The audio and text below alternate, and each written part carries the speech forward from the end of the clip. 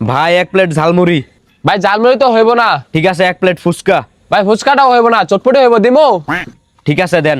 ঠিক আছে ভাই, চটপটির সালাদটা হইব না, দিমু? দেন দেন। ঠিক আছে ভাই, চটপটির স্পেশাল মশলাটাও হইব না, দিমু?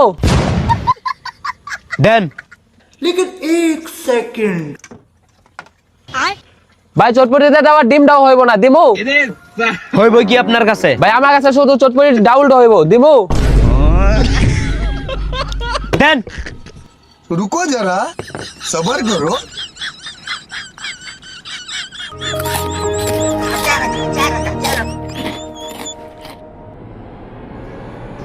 ভাই এই নেন টাকা। কত দিলেন ভাই?